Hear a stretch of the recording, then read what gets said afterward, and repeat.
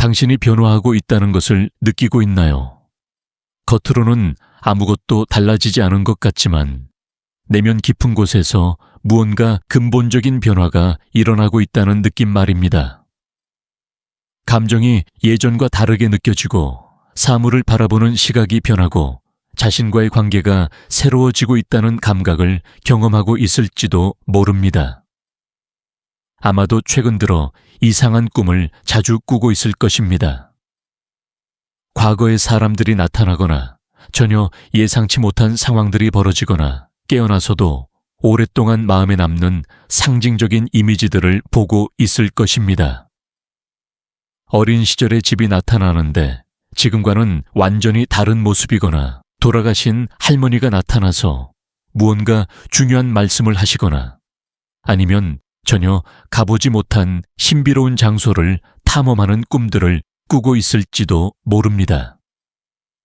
또는 일상에서 작은 동시성들을 자주 경험하고 있을 것입니다. 필요한 순간에 정확한 메시지가 담긴 책이나 대화가 나타나거나 오랫동안 생각했던 사람에게서 갑자기 연락이 오거나 어떤 문제로 고민하고 있는데 우연히 길에서 만난 사람이 정확히 그 해답을 알려주는 일들이 늘어나고 있을 것입니다. 처음에는 단순한 우연이라고 생각했지만 이런 일들이 너무 자주 일어나서 이제는 뭔가 다른 힘이 작용하고 있다는 느낌을 받고 있을 것입니다. 혹은 예전에는 중요하다고 여겼던 것들이 갑자기 의미 없게 느껴지기 시작했을 수도 있습니다. 남들의 시선이나 평가가 예전만큼 신경 쓰이지 않고 사회적 성공이나 물질적 성취가 공허하게 느껴질 수도 있습니다. 브랜드 제품이나 비싼 차 큰 집 같은 것들이 예전처럼 욕구를 자극하지 않고 오히려 그런 것들을 추구하는 자신이 우스꽝스럽게 느껴질 수도 있습니다. 반대로 자연의 아름다움이나 간단한 일상의 순간들에서 예전에는 느끼지 못했던 깊은 기쁨을 발견하고 있을지도 모릅니다.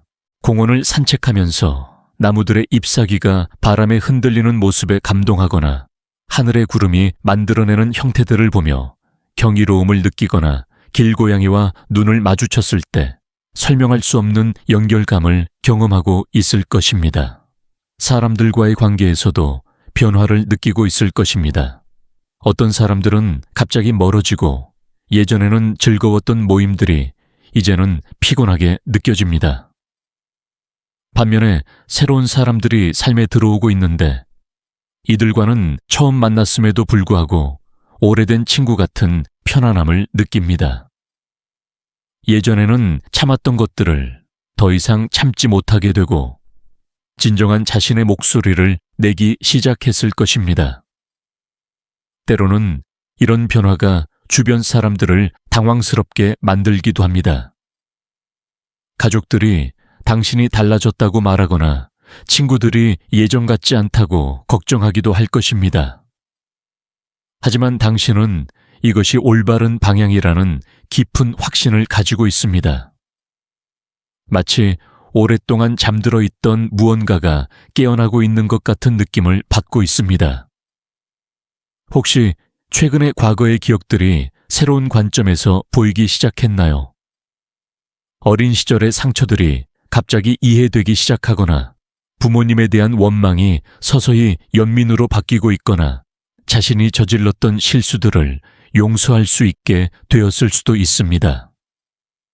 마치 인생이라는 퍼즐의 조각들이 제자리를 찾아가고 있는 것 같은 느낌을 받고 있을 것입니다.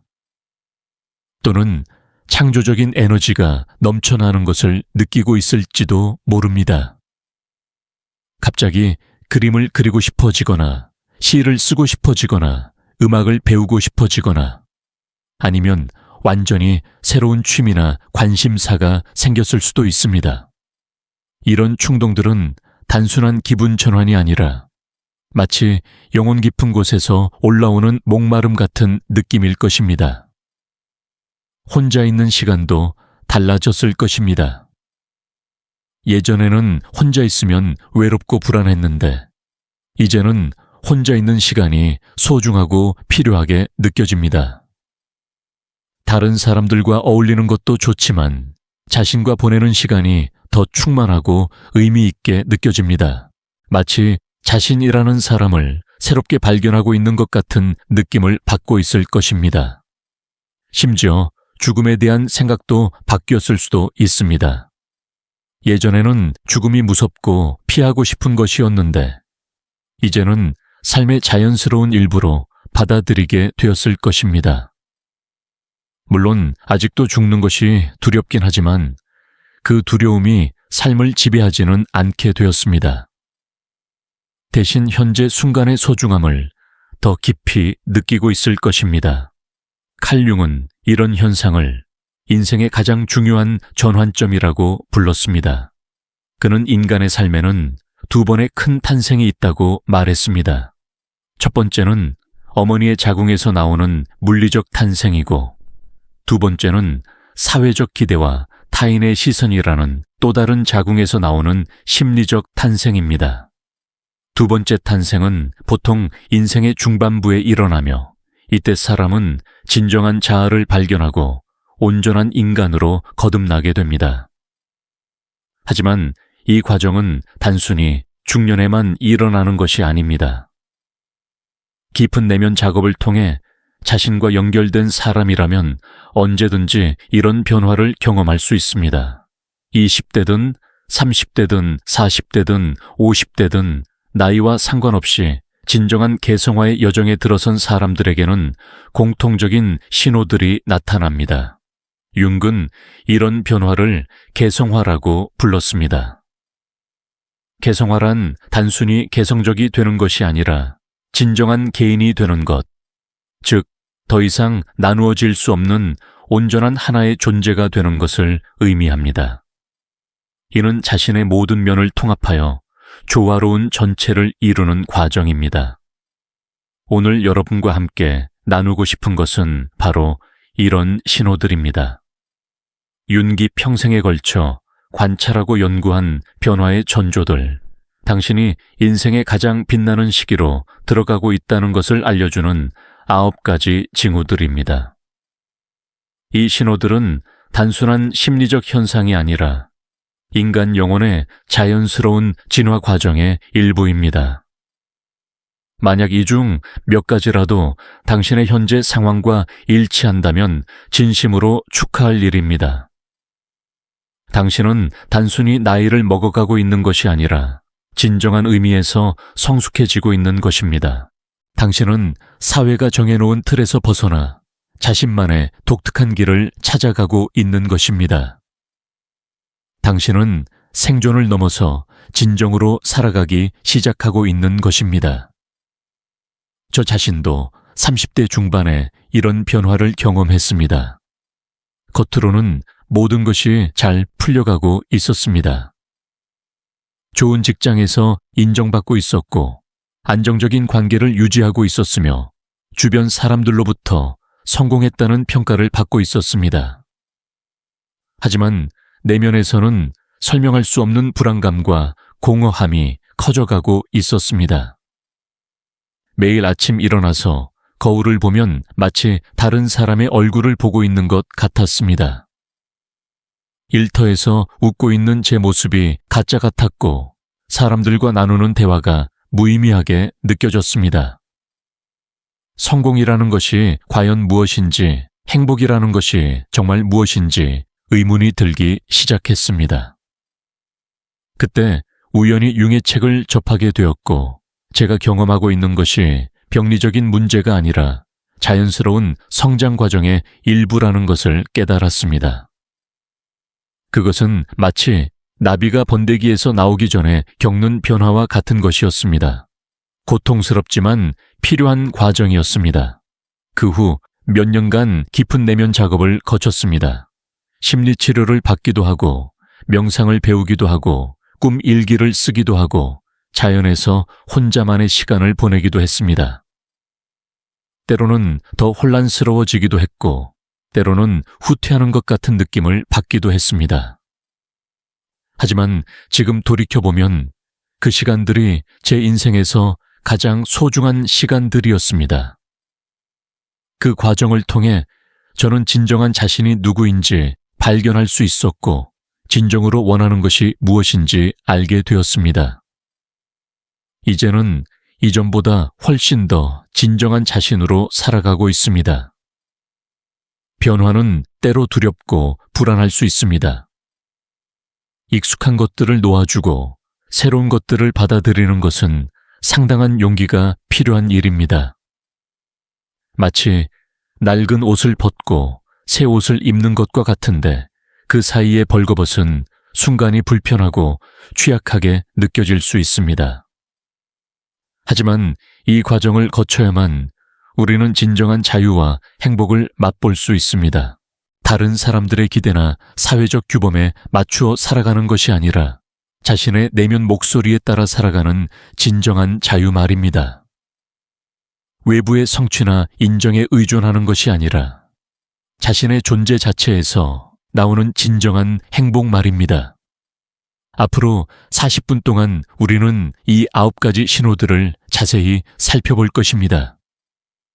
각 신호가 무엇을 의미하는지, 왜 나타나는지, 그리고 어떻게 받아들여야 하는지 깊이 있게 알아볼 것입니다.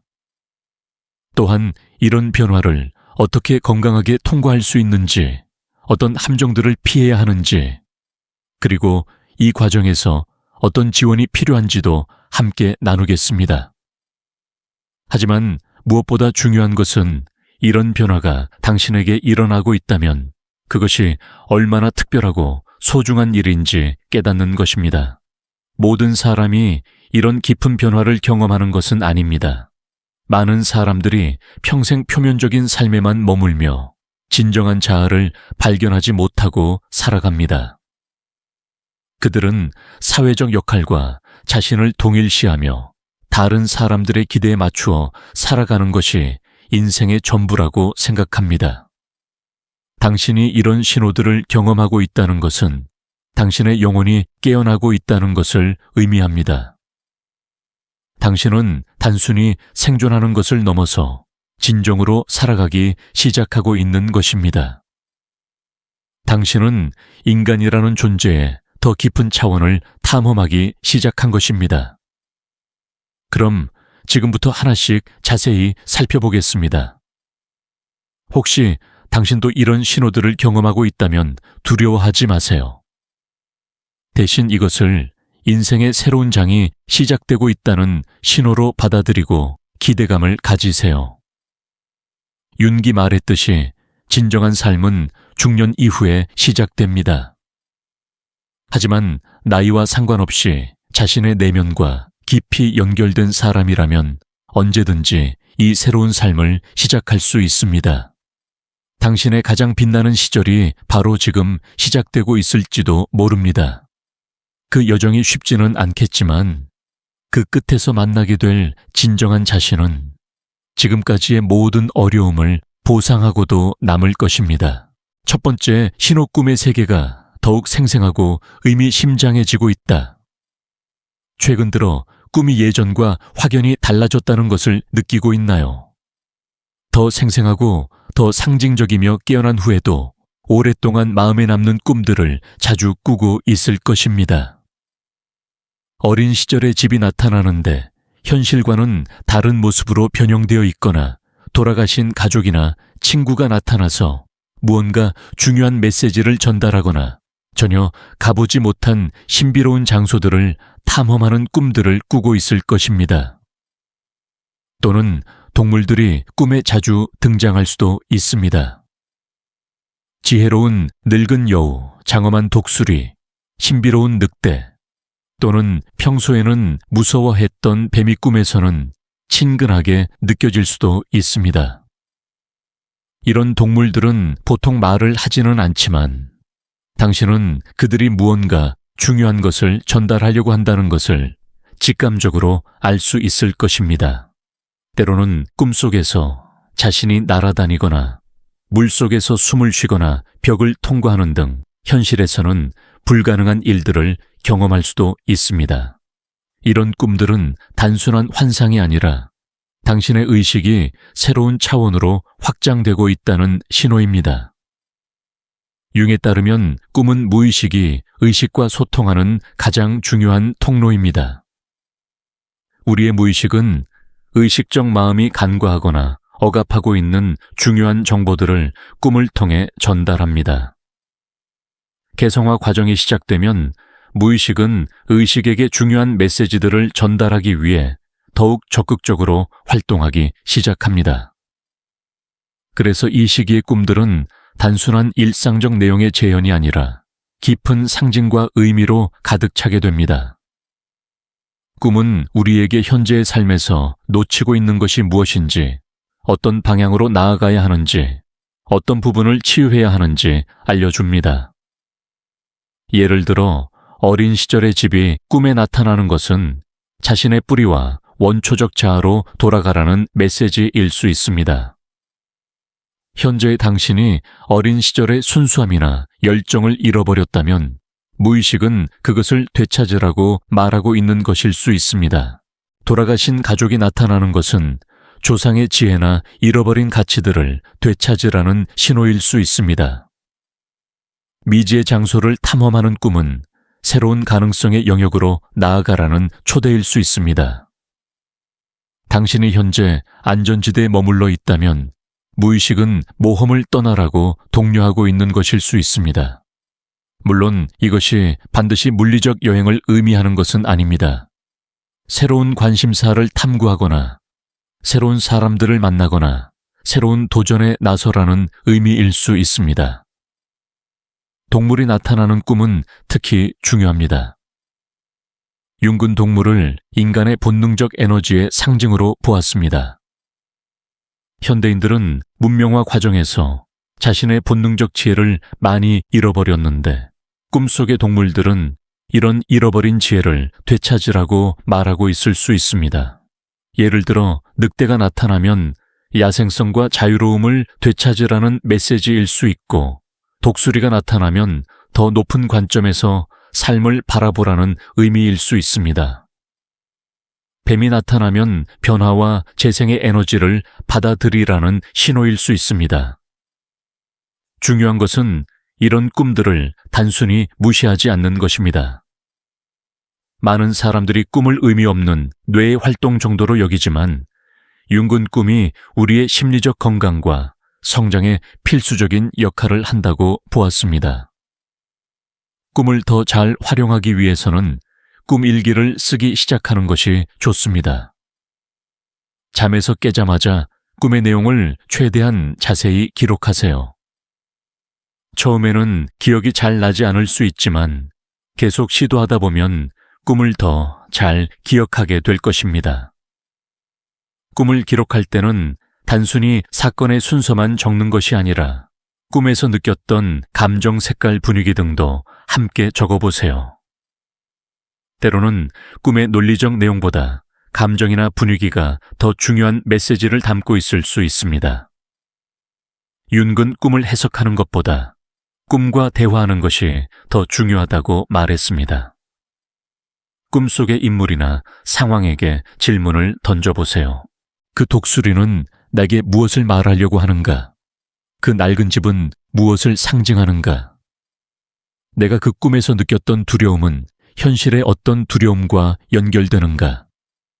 또한 꿈의 상징들이 현재 당신의 삶과 어떤 연관이 있는지 생각해 보세요.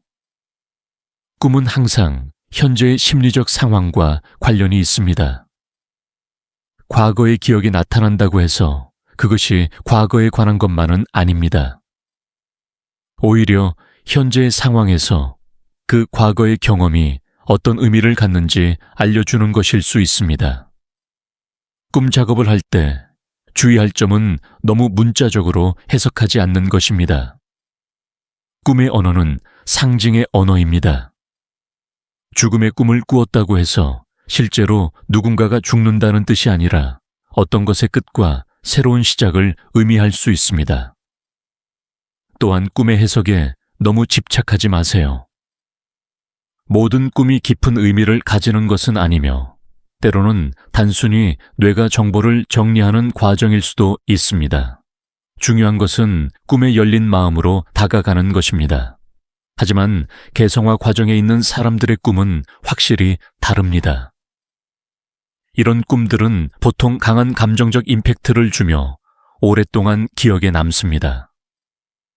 때로는 꿈이 너무 생생해서 현실과 구분하기 어려울 정도일 수도 있습니다. 이런 꿈들을 경험하고 있다면 그것을 축복으로 받아들이세요.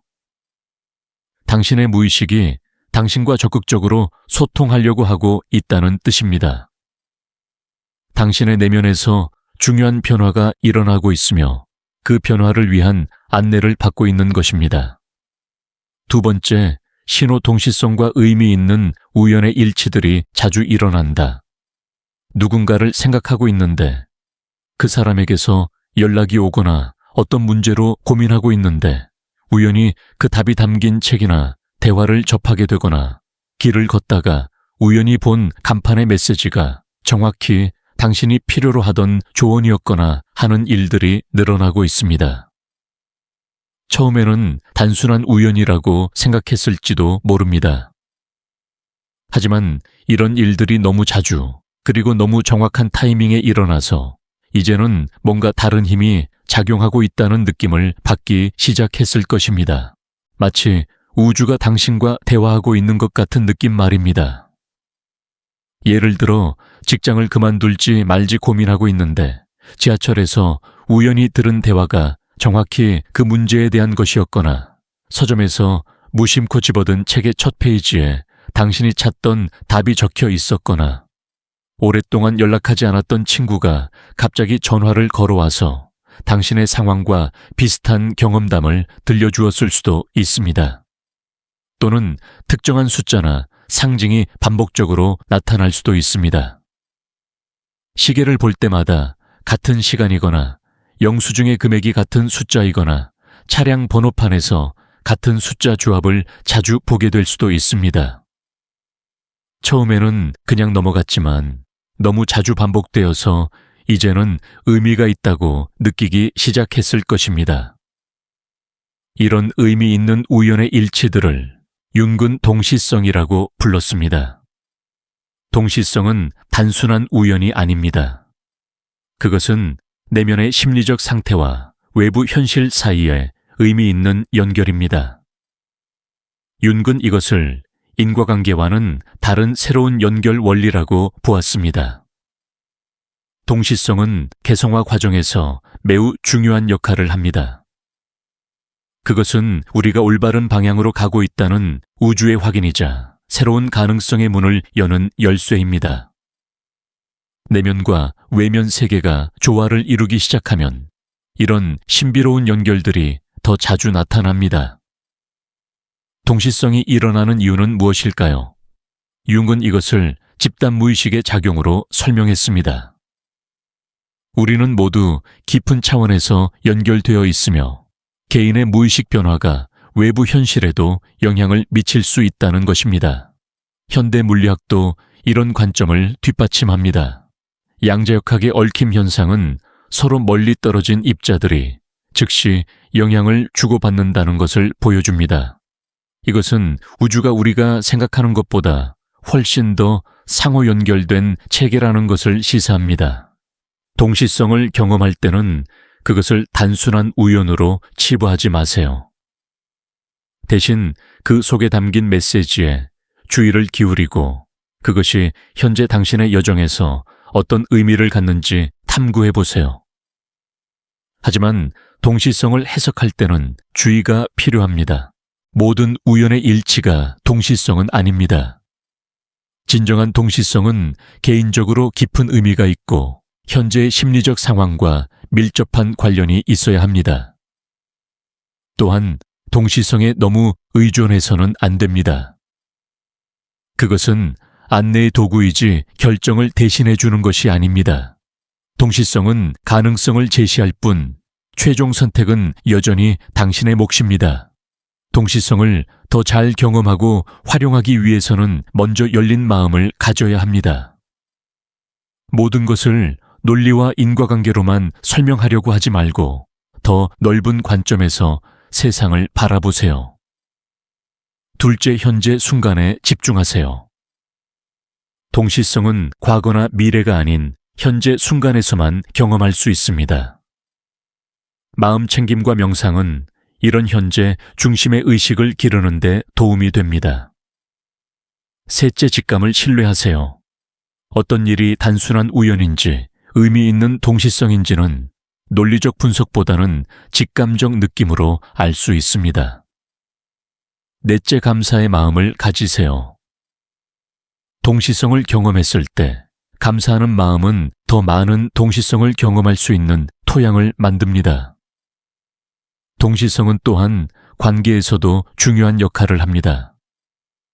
운명적인 만남, 소울메이트와의 연결, 중요한 우정의 시작 등은 종종 놀라운 동시성을 동반합니다. 두 사람이 정확히 필요한 순간에 만나고 서로에게 필요한 메시지나 지원을 제공하게 되는 것입니다.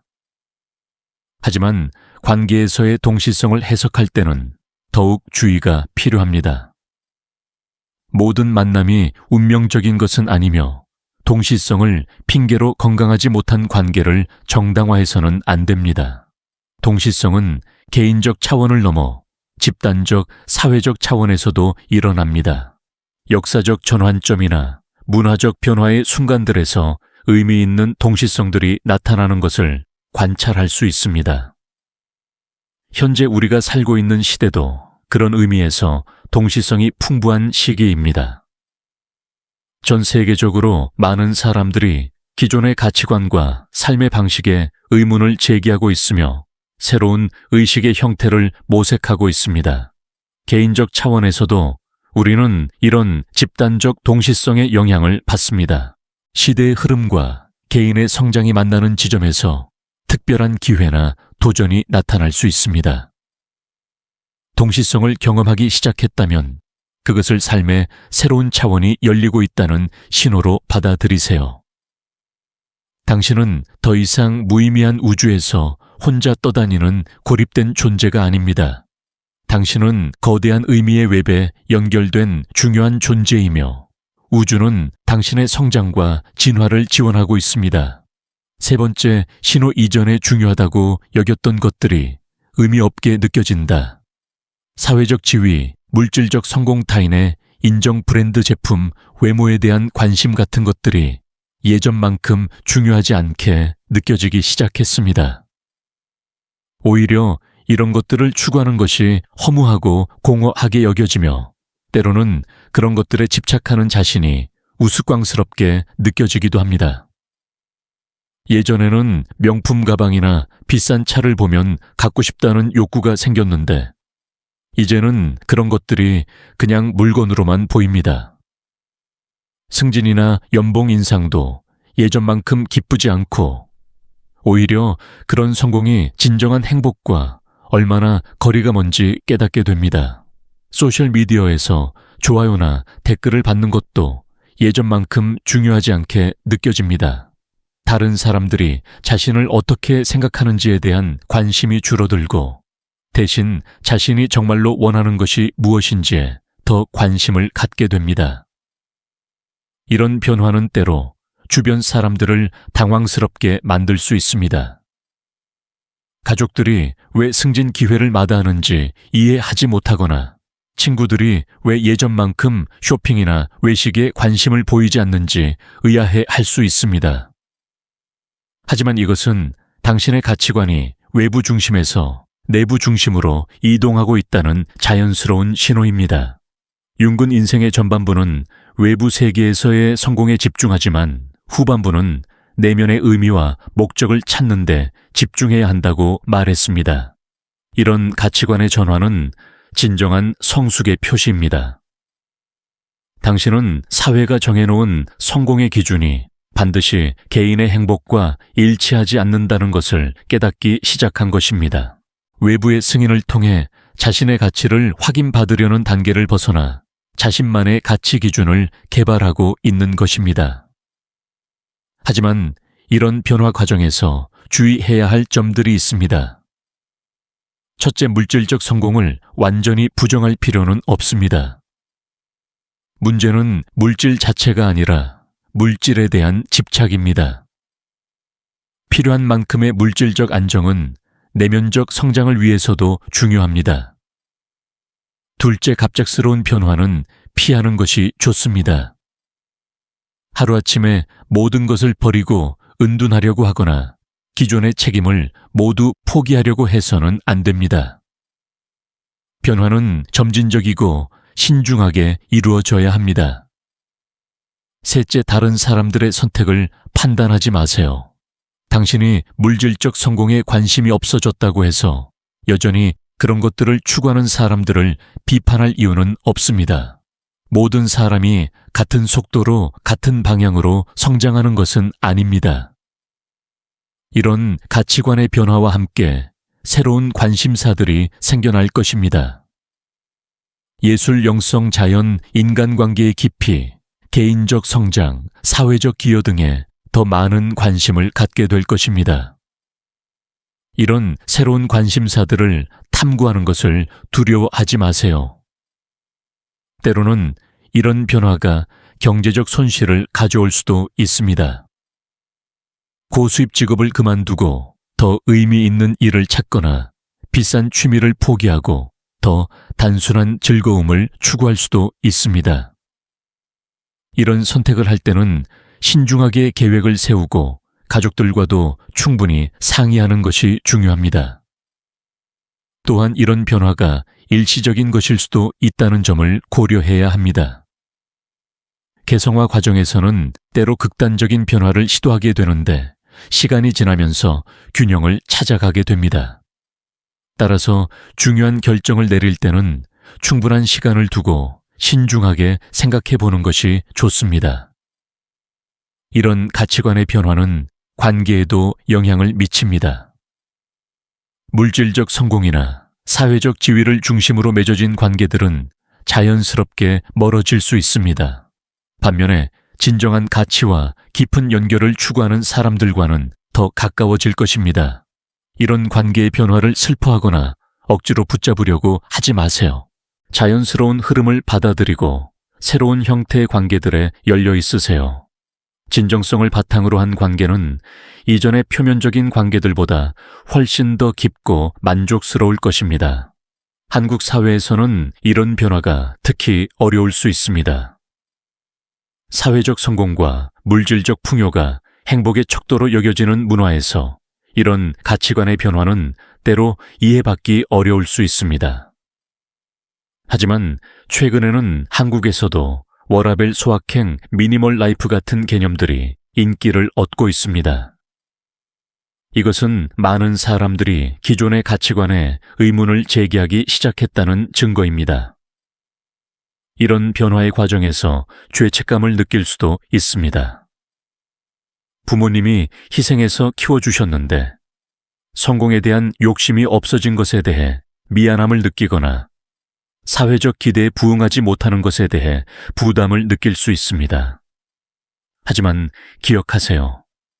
진정한 효도는 부모님이 원하는 모습으로 사는 것이 아니라 행복하고 의미 있는 삶을 사는 것입니다. 그리고 진정한 사회적 기여는 남들이 원하는 방식이 아니라 자신의 고유한 재능과 열정을 발휘하는 것입니다.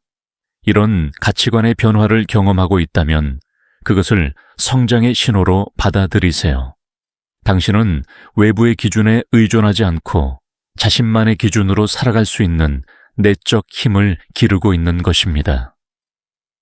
네 번째, 신호 자연과의 연결감이 깊어지고 있다. 최근 들어 자연에서 보내는 시간이 더욱 소중하게 느껴지고 있나요? 산책하면서 나무들의 아름다움에 새롭게 감동하거나 하늘의 구름 모양을 보며 경이로움을 느끼거나 바람의 소리나 새소리에 더 깊이 귀 기울이게 되었을 것입니다. 꽃이 피는 모습을 보면서 생명의 신비로움을 느끼거나 바다를 바라보면서 무한함에 대한 감각을 경험하거나 산에 올라가서 광활한 풍경을 보면서 자신의 자금과 동시에 연결감을 느낄 수도 있습니다. 동물들과의 교감도 깊어지고 있을 것입니다. 길고양이와 눈을 마주쳤을 때 설명할 수 없는 연결감을 느끼거나 공원의 새들이 당신 주변에 더 가까이 오는 것 같은 느낌을 받거나 반려동물이 있다면 그들과의 소통이 더 깊어진 것을 경험하고 있을 것입니다. 도시에 살고 있더라도 작은 화분에 식물을 기르면서 생명의 에너지를 느끼거나 창밖의 하늘을 바라보면서 마음의 평화를 찾게 되었을 수도 있습니다. 자연에 대한 다큐멘터리나 사진을 보면서도 예전과는 다른 깊은 감동을 느낄 것입니다. 이런 자연과의 연결감 증가는 개성화 과정에서 매우 중요한 신호입니다. 자연은 우리의 원초적 자아와 연결되는 통로이며 현대 문명이 우리에게서 앗아간 많은 것들을 되찾게 해주는 치유의 원천입니다. 융근 자연을 무의식의 상징으로 보았습니다. 자연은 인공적이지 않고 자발적이며 자신만의 리듬과 법칙을 가지고 있습니다. 현대인들이 자연과 연결될 때 우리는 우리 안에 자연스러운 리듬과 지혜를 되찾을 수 있습니다. 도시 생활에 지친 현대인들에게 자연은 단순한 휴식처가 아닙니다. 그것은 자신의 본질과 재연결되는 성스러운 공간입니다. 자연 속에서 시간을 보낼 때 우리는 일상의 스트레스와 걱정에서 벗어나 더 깊은 차원의 평화와 조화를 경험할 수 있습니다. 자연과의 연결이 깊어지는 이유 중 하나는 개성화 과정에서 우리가 더 본질적인 것들에 관심을 갖게 되기 때문입니다. 인공적이고 복잡한 현대 사회의 요구들보다는 생명의 근본적인 리듬과 조화에 더 끌리게 되는 것입니다. 또한 자연은 우리에게 현재 순간에 머물도록 도와줍니다. 자연 속에서는 과거나 미래에 대한 걱정보다는 지금 이 순간의 아름다움과 평화에 집중하게 됩니다. 이것은 마음 챙김과 명상의 효과와 같습니다.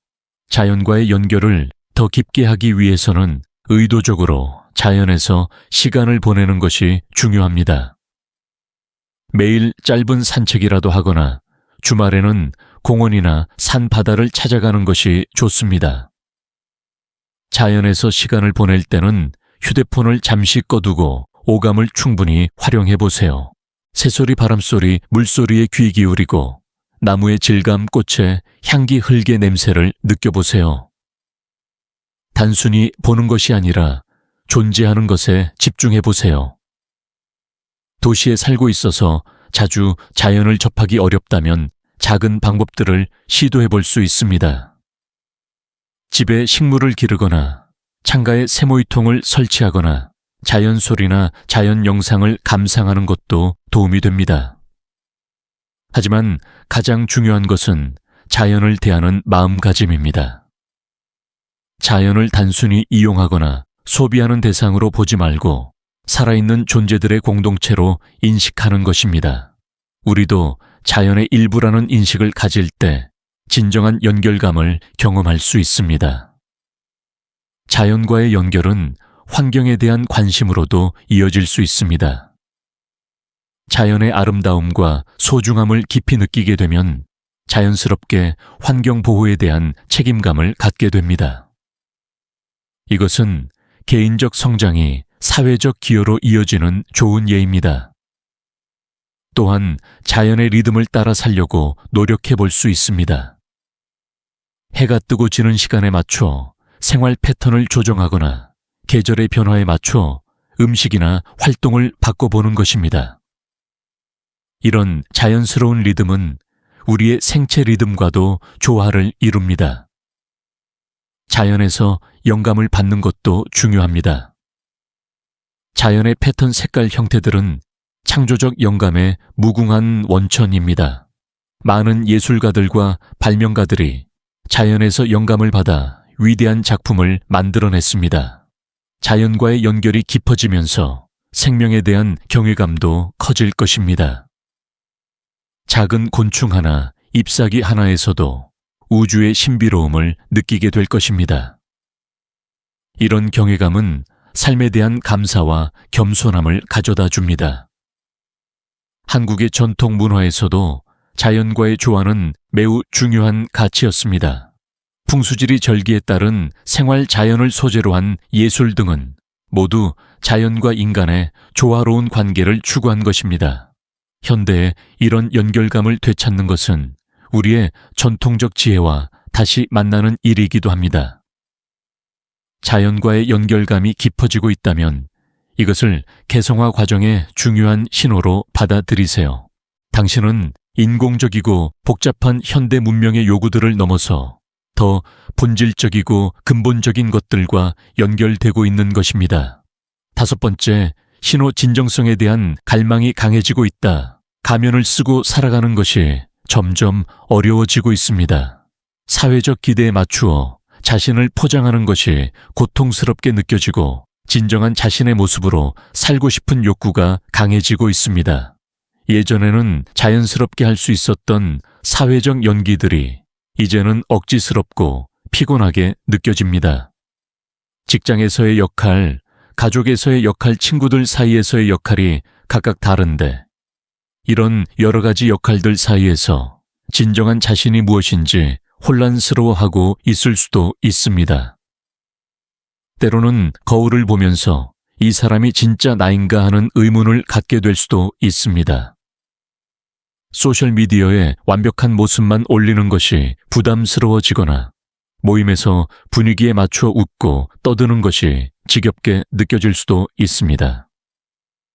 진짜 하고 싶은 말을 하지 못하고 듣기 좋은 말만 하는 자신이 위선적으로 느껴질 수도 있습니다. 반면에 진정한 자신을 표현할 수 있는 순간들에서는 특별한 기쁨과 해방감을 느낄 것입니다. 진심으로 대화할 수 있는 사람과 함께 있을 때, 자신의 진짜 관심사에 대해 이야기할 때, 솔직한 감정을 표현할 수 있을 때 살아있다는 느낌을 받을 것입니다. 이런 진정성에 대한 갈망은 자아가 페르소나의 감옥에서 벗어나려고 하는 신호입니다. 융근 페르소나를 사회적 역할을 수행하기 위해 쓰는 가면이라고 정의했습니다. 페르소나 자체는 나쁜 것이 아닙니다. 우리는 사회에서 살아가기 위해 어느 정도의 페르소나가 필요합니다. 문제는 페르소나와 자신을 완전히 동일시할 때 생깁니다. 사회적 역할이 전부가 되고 진정한 자아는 억압될 때 우리는 공허함과 의미 상실을 경험하게 됩니다. 개성화 과정에서는 이런 페르소나의 독재에서 벗어나 진정한 자아를 발견하게 됩니다. 진정성에 대한 갈망이 강해지는 것은 자연스러운 성장의 과정입니다. 하지만 이 과정에서 주의해야 할 점들이 있습니다. 첫째, 진정성을 핑계로 무례하거나 공격적이 되어서는 안 됩니다. 진정성은 자신의 감정을 여과 없이 표출하는 것이 아니라 자신의 진실을 사려 깊고 적절하게 표현하는 것입니다. 둘째, 모든 상황에서 완전히 진정한 자신을 드러낼 필요는 없습니다. 상황에 맞는 적절함을 유지하면서도 내적 진실성을 잃지 않는 균형이 중요합니다. 셋째, 급작스러운 변화는 피하는 것이 좋습니다. 어느 날 갑자기 모든 가면을 벗어던지려고 하면 자신도 혼란스럽고 주변 사람들도 당황할 수 있습니다. 점진적이고 신중한 변화가 바람직합니다. 때로는 이런 진정성에 대한 욕구가 기존 관계나 직업의 문제를 일으킬 수 있습니다. 더 이상 가식적인 관계를 유지하기 어려워하거나 자신의 가치관과 맞지 않는 일을 계속하기 힘들어할 수 있습니다. 하지만 이것은 성장의 필연적 과정이며 장기적으로는 더 만족스럽고 의미 있는 삶으로 이어집니다. 진정성을 추구하는 과정에서 중요한 것은 자기 탐색입니다. 진정한 자신이 누구인지 알기 위해서는 깊은 내면 작업이 필요합니다. 자신의 가치관, 열정, 두려움, 꿈 등을 솔직하게 탐구해야 합니다. 일기 쓰기는 이런 자기 탐색에 매우 도움이 됩니다. 하루의 경험을 기록하면서 어떤 순간에 진정한 자신을 느꼈는지, 어떤 순간에 가면을 쓰고 있다고 느꼈는지 관찰해 보세요. 또한 자신에게 정말 중요한 것이 무엇인지 명확히 하는 것도 중요합니다. 가치관 목록을 만들어 보고 그 가치관들이 현재 당신의 삶에 얼마나 반영되고 있는지 평가해 보세요. 진정성을 추구한다고 해서 다른 사람들의 의견을 전혀 고려하지 않는 것은 아닙니다. 오히려 진정한 진정성은 타인과의 관계에서도 진실하고 존중하는 태도를 유지하는 것입니다. 진정성의 추구는 용기를 요구합니다. 진정한 자신을 드러내는 것은 거절당하거나 비판받을 위험을 감수하는 것이기 때문입니다. 하지만 이런 용기를 낼 때만 진정한 관계와 만족스러운 삶이 가능해집니다. 한국 사회에서는 개인의 진정성보다 집단의 조화가 중시되는 경우가 많아 이런 변화가 특히 어려울 수 있습니다. 하지만 진정성은 집단과의 갈등을 의미하지 않습니다. 오히려 진정한 자신으로 살 때 더 진실하고 건강한 방식으로 공동체에 기여할 수 있습니다. 진정성에 대한 갈망을 느끼고 있다면 이것을 자아가 성숙하고 있다는 긍정적 신호로 받아들이세요. 당신은 외부의 기대가 아닌 내면의 진실에 따라 살아갈 수 있는 힘을 기르고 있는 것입니다. 6번째, 신호 과거의 상처들이 치유되고 있다는 느낌. 오랫동안 아팠던 감정들이 서서히 가라앉고 있습니다. 용서할 수 없다고 생각했던 사람들을 이해하게 되고 자신의 실수나 후회들을 받아들일 수 있게 되었습니다. 과거의 트라우마가 더 이상 현재의 삶을 지배하지 않게 되었고, 대신 그 경험들이 자신을 더 깊고 지혜로운 사람으로 만들었다는 것을 인정하게 되었습니다. 어린 시절의 상처를 새로운 관점에서 바라볼 수 있게 되었을 수도 있습니다. 부모님의 엄격함이나 무관심이 그들 나름대로의 사랑 표현이었다는 것을 이해하게 되거나 자신에게 상처를 준 사람들도 그들만의 아픔을 가지고 있었다는 것을 깨닫게 되었을 것입니다. 자신에 대한 비판도 누그러졌을 것입니다. 완벽하지 않은 자신을 받아들이고 실수와 약점까지도 인간다운 모습으로 여기게 되었습니다. 자기 연민에 빠지지 않으면서도 자신에게 더 친절하고 이해심 있게 대하게 되었습니다. 이런 변화는 그림자 통합이 일어나고 있다는 신호입니다. 융에 따르면 그림자는 우리가 부정하고 억압해온 자신의 모든 측면들입니다. 여기에는 부정적인 특성들뿐만 아니라 사회적으로 받아들여지지 않아서 숨겨둔 긍정적 특성들도 포함됩니다. 그림자 통합은 개성화 과정의 핵심입니다. 우리가 자신의 모든 면을 받아들이고 통합할 때 비로소 온전한 인간이 될 수 있습니다. 이 과정에서 과거의 상처들도 자연스럽게 치유됩니다. 과거의 상처를 치유한다는 것은 그것을 잊는다는 뜻이 아닙니다. 오히려 그 경험들을 자신의 일부로 받아들이고 그것들이 자신을 더 깊고 지혜로운 사람으로 만들었다는 것을 인정하는 것입니다. 상처가 흉터가 되어 더 이상 아프지 않지만 여전히 그 자리에 있는 것과 같습니다. 이런 치유 과정에서 중요한 것은 억지로 용서하려고 하지 않는 것입니다. 용서는 강요할 수 있는 것이 아니라 자연스럽게 일어나는 과정입니다. 자신의 상처를 충분히 인정하고 슬퍼한 후에야 진정한 용서가 가능해집니다. 또한 상처를 준 사람들을 이해한다고 해서 그들의 행동을 정당화하는 것은 아닙니다. 이해와 정당화는 다른 것입니다. 누군가의 행동을 이해할 수 있게 되었다고 해서 그 행동이 옳았다는 뜻은 아닙니다. 자신의 상처를 치유하는 과정에서 다른 사람들의 아픔에 대한 공감 능력도 커집니다. 자신이 겪은 고통을 통해 타인의 고통을 더 깊이 이해할 수 있게 되고 이는 자연스럽게 연민과 자비심의 발달로 이어집니다. 때로는 과거의 상처가 현재의 관계 패턴에 어떤 영향을 미쳤는지도 명확하게 보이기 시작합니다.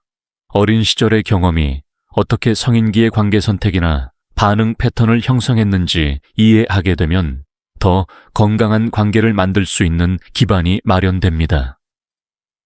상처 치유의 과정은 선형적이지 않습니다. 때로는 치유되었다고 생각했던 상처가 다시 아플 수도 있고 새로운 층의 아픔이 드러날 수도 있습니다. 이것은 정상적인 과정이므로 자신을 책망하지 마세요. 치유를 위해서는 적절한 지원이 필요할 수 있습니다. 신뢰할 수 있는 친구나 가족과의 대화, 전문적인 상담이나 치료 자조 모임, 참여 등이 도움이 될 수 있습니다. 혼자서 모든 것을 해결하려고 하지 마세요. 또한 예술이나 창조적 활동을 통해 감정을 표현하는 것도 치유에 도움이 됩니다. 그림, 음악, 글쓰기, 춤 등을 통해 말로 표현하기 어려운 감정들을 건강하게 배출할 수 있습니다. 명상이나 마음 챙김 연습도 치유 과정을 지원합니다. 현재 순간에 머물면서 과거의 아픔이 현재를 지배하지 않도록 도와줍니다. 또한 자신의 감정을 판단하지 않고 관찰하는 능력을 기릅니다. 자연과의 연결도 치유에 도움이 됩니다. 자연의 리듬과 순환을 관찰하면서 상처도 자연스러운 삶의 일부이며 그것을 통해 성장할 수 있다는 것을 배웁니다. 과거의 상처가 치유되고 있다는 느낌을 받고 있다면 이것을 깊은 변화의 신호로 받아들이세요. 당신은 과거에 얽매이지 않고 현재와 미래를 자유롭게 선택할 수 있는 힘을 되찾고 있는 것입니다. 7번째, 신호 창조적 에너지가 넘쳐난다. 갑자기 새로운 취미에 관심이 생기거나 예술적 활동에 끌리거나 글쓰기나 음악 같은 창조적 표현에 대한 욕구가 강해지고 있습니다. 어린 시절에 좋아했지만 잊고 있었던 활동들이 다시 떠오르거나 전혀 해본 적 없는 새로운 분야에 도전하고 싶은 충동을 느끼고 있을 것입니다. 그림을 그리고 싶어지거나 악기를 배우고 싶어지거나 시나 소설을 쓰고 싶어지거나 춤을 추고 싶어지거나 정원을 가꾸고 싶어지는 등 다양한 형태의 창조적 욕구가 나타날 수 있습니다. 이런 충동들은 단순한 기분 전환이 아니라 마치 영혼 깊은 곳에서 올라오는 목마름 같은 느낌일 것입니다. 기존의 일이나 관심사에서도 새로운 아이디어들이 자주 떠오르고 문제를 해결하는 창의적인 방법들을 찾아내고 있을 것입니다. 일상적인 활동에서도 예전보다 더 많은 의미와 가능성을 발견하게 되었을 것입니다. 때로는 밤에 잠들기 전이나 새벽에 일어나면서 갑자기 영감이 떠오르는 경우도 있을 것입니다. 꿈에서 얻은 이미지나 아이디어를 현실에서 구현하고 싶은 욕구를 느낄 수도 있습니다. 이런 창조적 에너지의 분출은 개성화 과정에서 억압되었던 창조적 잠재력이 깨어나고 있다는 신호입니다. 윤근 창조성을 인간의 가장 중요한 특성 중 하나로 보았습니다. 하지만 많은 사람들이 성장하면서 사회적 기대나 실용적 고려에 의해 창조적 능력을 억압하게 됩니다. 교육 시스템은 대부분 정답을 찾는 능력에 집중하며 직장에서는 효율성과 생산성이 중시됩니다. 이런 환경에서 창조성은 사치품이나 취미 정도로 여겨지기 쉽습니다. 하지만 진정한 자아와 연결될 때 이런 창조적 에너지가 다시 살아나기 시작합니다. 창조성은 단순히 예술적 재능만을 의미하지 않습니다.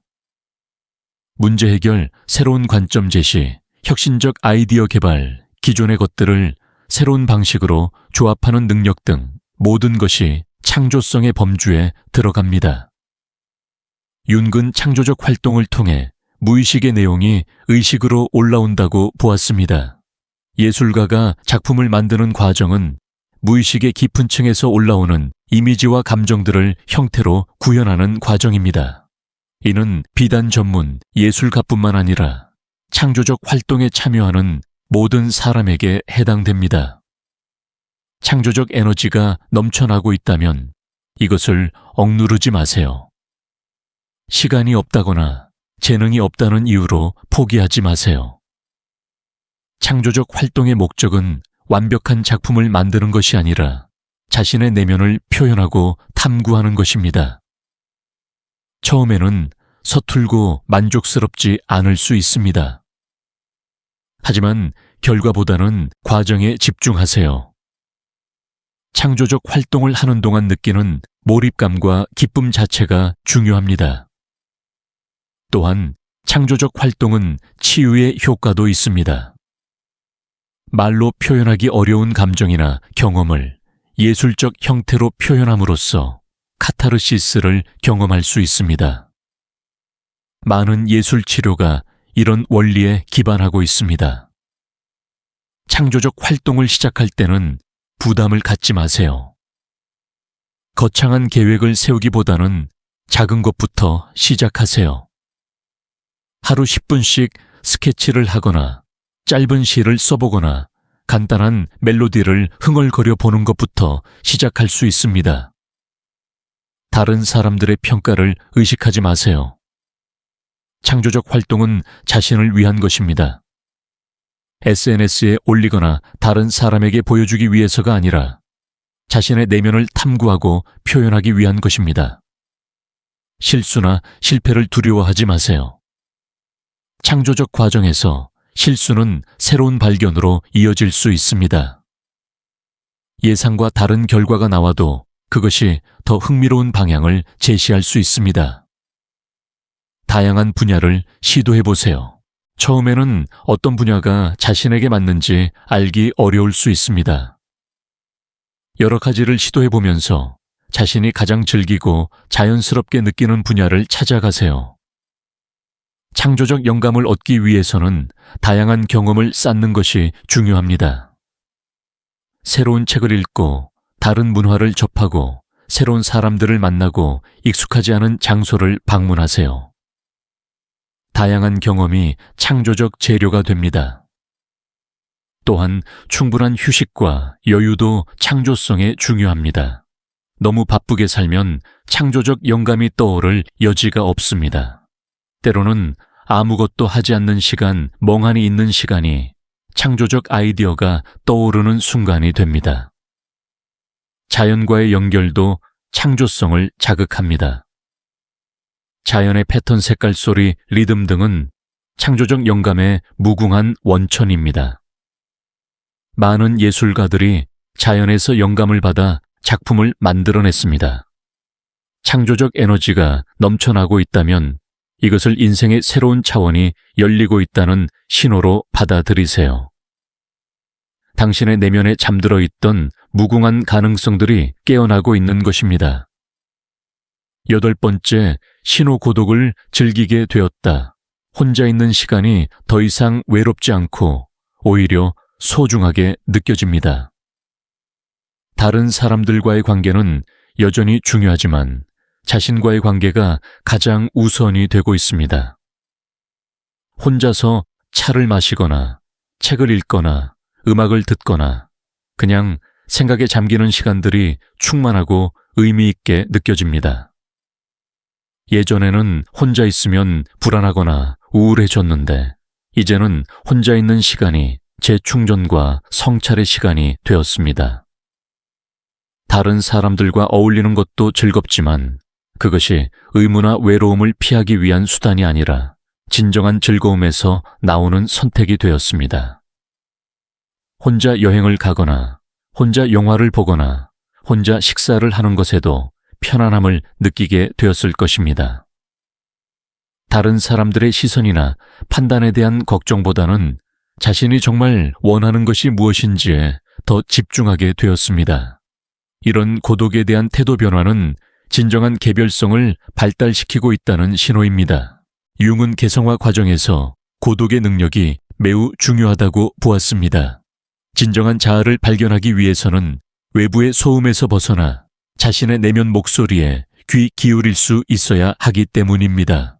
건강한 고독은 사회적 고립과는 완전히 다릅니다. 사회적 고립은 타인과의 연결을 피하고 회피하는 것이지만 건강한 고독은 자신과의 깊은 연결을 추구하는 것입니다.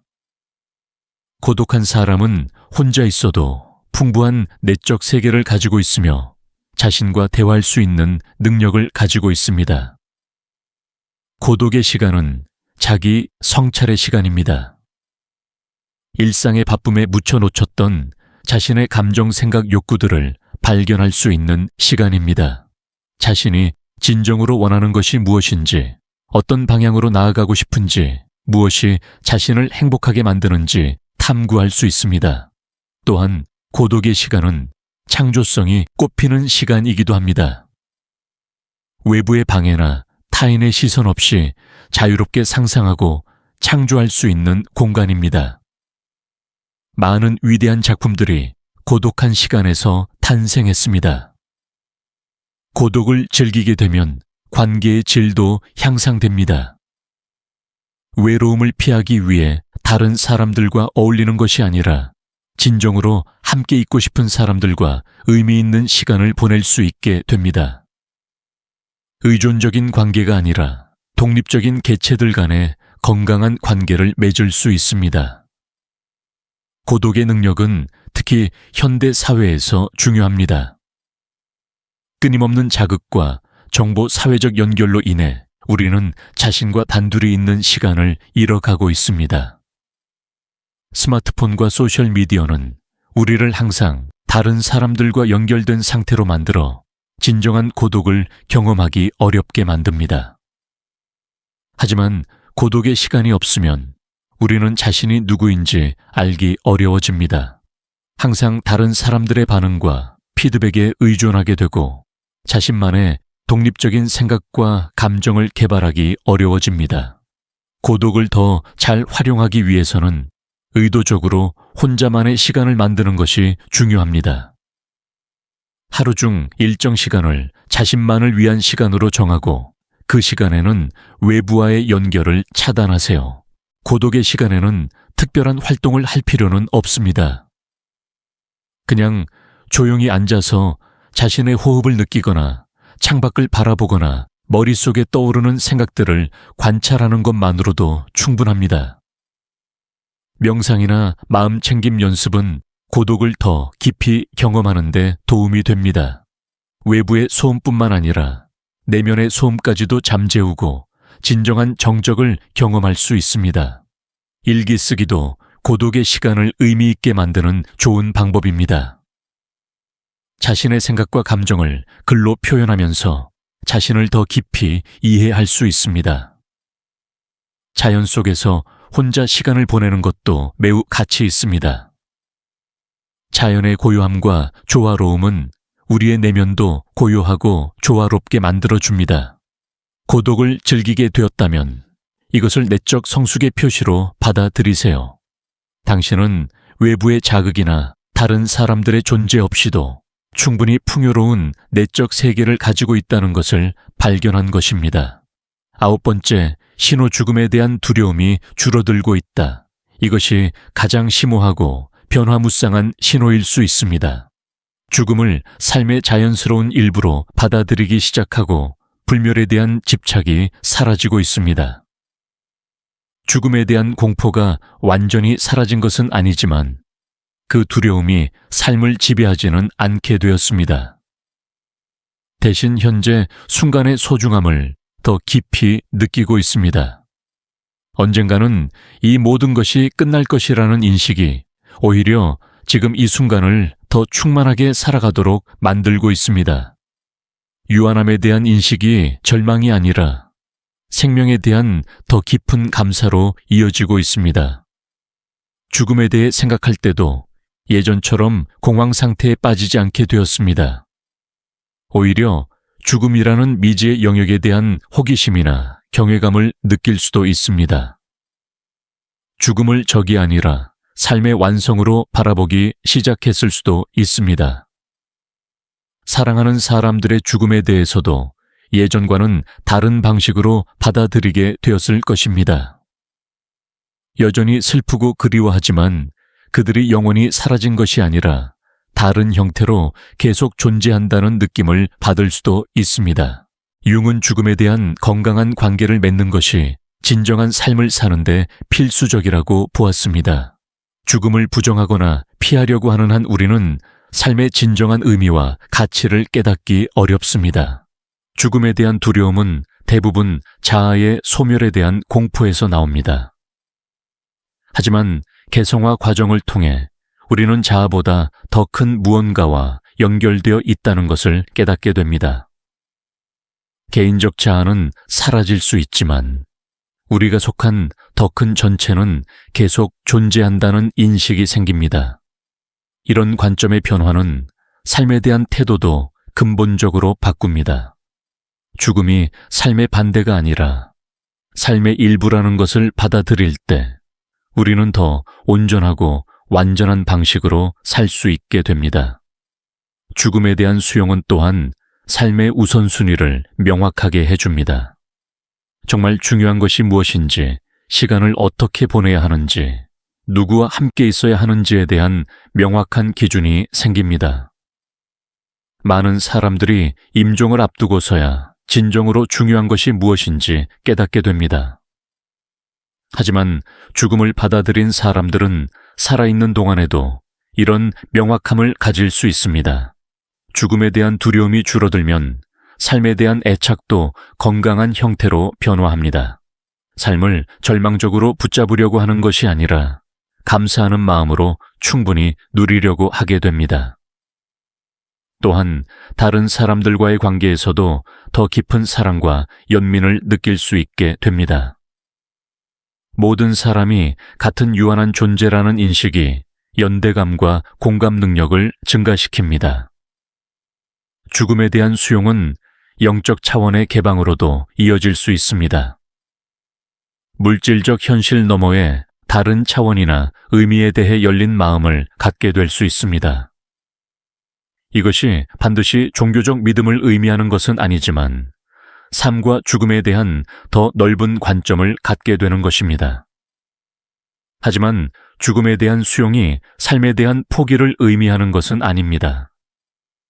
오히려 죽음을 받아들일 때 삶을 더 활기차고 의미 있게 살 수 있게 됩니다. 시간의 유한함을 인식할 때 그 시간을 더 소중히 여기게 됩니다. 죽음에 대한 건강한 태도를 기르기 위해서는 먼저 죽음에 대해 생각하는 것을 피하지 않는 것이 중요합니다. 죽음을 금기시하고 피하려고 하면 그에 대한 두려움만 커집니다. 죽음에 대한 명상이나 성찰을 시도해 볼 수 있습니다. 자신의 죽음을 상상해보고 그때 무엇을 후회할 것인지, 무엇을 가장 그리워할 것인지, 무엇이 진정으로 중요했던 것인지 생각해 보세요.